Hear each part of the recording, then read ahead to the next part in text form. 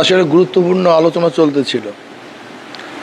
আমাদের প্রত্যেকের কাজ করা উচিত, প্রত্যেকের দায়িত্ব পালন করা উচিত। আসলে কর্মের নাম কর্মী। যে কর্ম করে তাকে কি বলা হয়? যে কর্ম করে না সে কিসের কর্মী?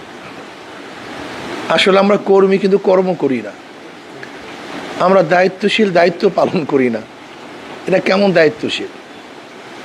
ড্রাইভার যদি ড্রাইভিং না করে তাহলে যাত্রী সামনে অগ্রসর হতে পারে না, পারে ভাই? ডাক্তার যদি চিকিৎসা না করে তাহলে রুগী ভালো হয় না। ঠিক দায়িত্বশীল যদি দায়িত্ব পালন না করে সেই সংগঠন চলতে পারে না। কর্মী যদি কর্ম না করে সেই সংগঠন অগ্রসর হতে পারে না। আমাদের কাজটা কি? তাওয়ান আলাল বিররি ওয়াত তাকওয়া ওয়ালা তাওয়ানু আলাল ইসমি ওয়াল উদওয়ান। যেখানেই ন্যাক কাজ, ভালো কাজ আছে সহযোগিতা করা। যেখানে ন্যাক কাজ আছে, ভালো কাজ আছে, কি করা ভাই? সহযোগিতা করা।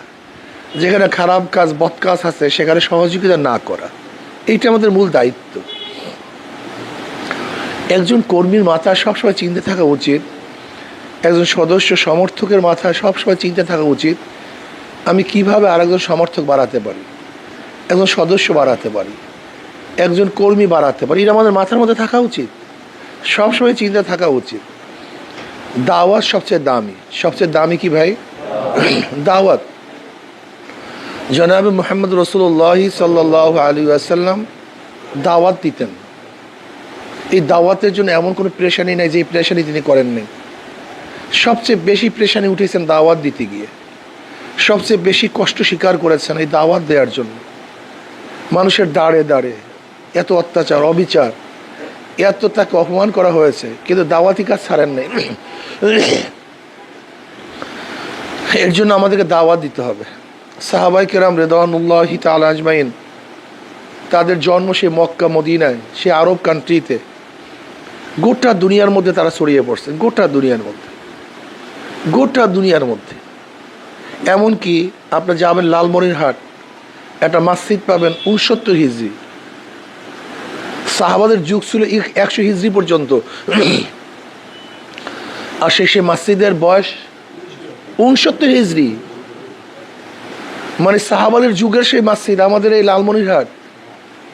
আপনি চিন্তা করতে পারছেন যে কোথায় গিয়ে তারা দাওয়াত দিছে, কোথায় দাওয়াত নিয়ে আসছে?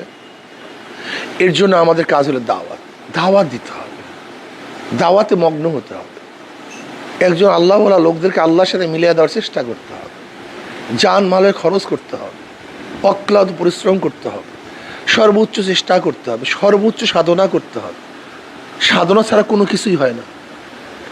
সাধনা ছাড়া কোনো কিছুই হয় না। ভালো রেজাল্ট করার জন্য সাধনার প্রয়োজন, ভালো ব্যবসায়ী হওয়ার জন্য সাধনার প্রয়োজন, ভালো কৃষক হওয়ার জন্য সাধনার প্রয়োজন, দেশটাকে ইসলাম হুকুমত করার জন্য সাধনার প্রয়োজন। সাধনার কোনো বিকল্প নেই। এই জন্য শ্রমিক আন্দোলনের আমাদের প্রত্যেকটা নেতা কর্মীকে দায়িত্বশীল হয়ে প্রত্যেকের কাছে কাছে দাওয়াত নিয়ে যেতে হবে। আল্লাহ বলা লোকদেরকে আল্লাহর সাথে মিলিয়ে দেওয়ার চেষ্টা করতে হবে। কি রাজি আছেন ইনশাআল্লাহ? আমাদের প্রত্যেকের দায়িত্ব আমরা পালন করব, দায়িত্ব অবহেলা না করি। যার যে দায়িত্ব, প্রত্যেকের দায়িত্ব পালন করি, যথাযথভাবে পালন করি। আল্লাহ আমাদের প্রত্যেকের দায়িত্ব পালন করার তৌফিক দান করেন।